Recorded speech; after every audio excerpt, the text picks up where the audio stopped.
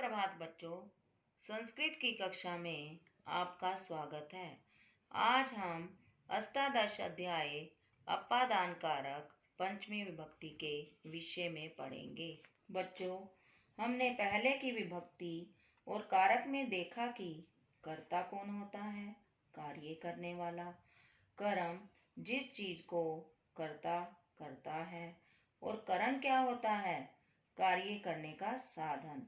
संप्रदान प्रदान, किसी को जब कोई चीज दी जाए तो यह क्या है।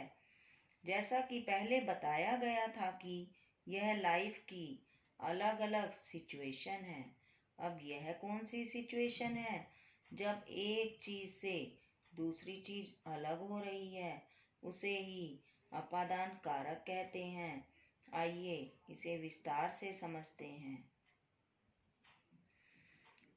किसी स्थिर, रुकी हुई अथवा चलती हुई वस्तु, व्यक्ति, पशु इत्यादि से जब कोई और वस्तु, व्यक्ति इत्यादि अलग या दूर हो जाता है, तब जिस व्यक्ति वस्तु से अलग हुआ जाता है उसमें होता है अपादान कारक और उसमें आती है पंचमी विभक्ति।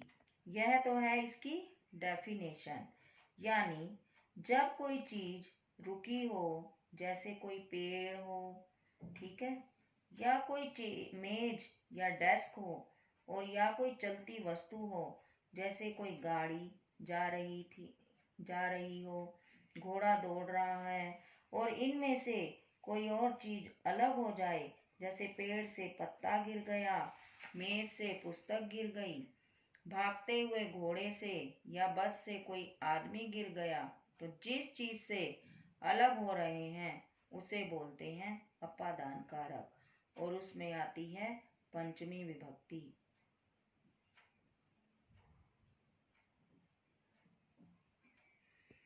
आओ इसे उदाहरण द्वारा समझें। जैसे वृक्षात पत्राणि पतन्ति, वृक्ष से पत्ते गिरते हैं।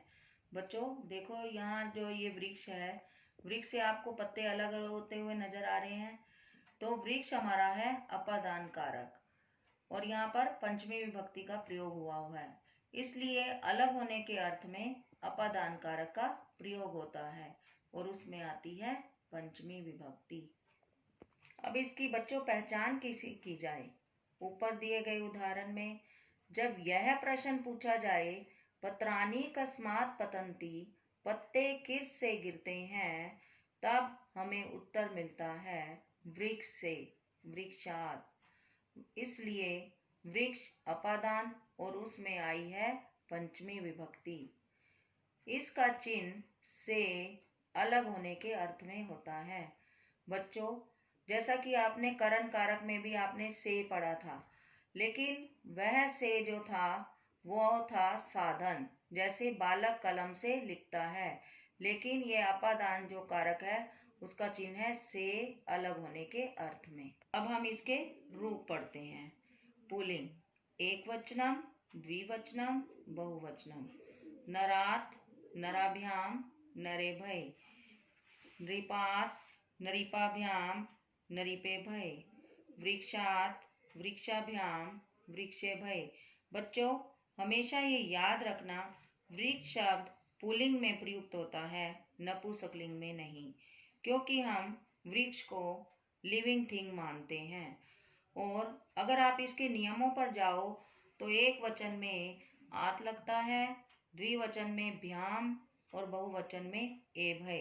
ये तो आपको उदाहरण दिए गए हैं। अगर आपका कोई भी अकारांत पुल्लिंग आ जाता है तो उसके एक वचन में आत और द्विवचन में भ्याम और बहुवचन में एभे का प्रयोग करोगे। स्त्रीलिंग एक वचनम, द्विवचनम, बहुवचनम। बालिकायाः बालिकाभ्याम, बालिकाभय। अम्बायाः अम्बाभ्याम, अम्बाभय। लतायाः लताभ्याम, लताभय। इसके एक वचन में याह, द्विवचन में भ्याम और बहुवचन में आभय का प्रयोग होता है। अगर आपका कोई भी आकारांत स्त्रीलिंग आ जाए तो उसके एक वचन में आप याह, द्विवचन में भ्याम और बहुवचन में आभे का प्रयोग करोगे। नपुंसकलिंग एकवचनम, द्विवचनम, बहुवचनम। फलात् फलाभ्याम फलेभ्य, पुष्पात् पुष्पाभ्याम पुष्पेभ्य, पुस्तकात् पुस्तकाभ्याम पुस्तकेभ्य। नपुंसकलिंग के रूप पुल्लिंग के समान चलते हैं। जैसे आपने पुल्लिंग में आत, एक वचन में आत, द्विवचन में भ्याम और बहुवचन में एभे का प्रयोग किया था, इसी तरह आप नपुंसकलिंग में भी करोगे। अब हम इस पाठ के माध्यम से पंचमी विभक्ति का अध्ययन करते हैं। वृक्षात् पत्राणि पतन्ति, वृक्ष से पत्ते गिरते हैं। आकाशात् जलम वर्षति, आकाश से जल बरसता है। पर्वतात् नदी बहती, पर्वत से नदी बहती है। अहम गृहात् बहिः गच्छामि, मैं घर से बाहर जाता हूँ। त्वं विद्यालयात् आगच्छसि, तुम विद्यालय से आते हो। छात्राः अध्यापकात् पठन्ति, छात्र अध्यापक से पढ़ते हैं। मेघे भये वर्षा भवति, बादलों से वर्षा होती है। बालकः वानरात् भीतः अस्ति, भीतः का अर्थ होता है डरा हुआ। बालक बंदर से डरा हुआ है। धनात् बिना सुखम न भवति, धन के बिना सुख नहीं होता है। गंगा हिमालयात् निस्सरति, निस्सरति का अर्थ होता है निकलना। गंगा हिमालय से निकलती है। कक्षायाः बहिः प्राचार्ये तिष्ठति, कक्षा से बाहर प्रधानाध्यापक ठहरते हैं। पाठशालायाः बहिः वृक्षाः सन्ति, पाठशाला से बाहर वृक्ष हैं। बच्चों, आज हमने अपादान कारक पंचमी विभक्ति का अध्ययन किया। आशा है कि आप सबको समझ में आया होगा। धन्यवाद।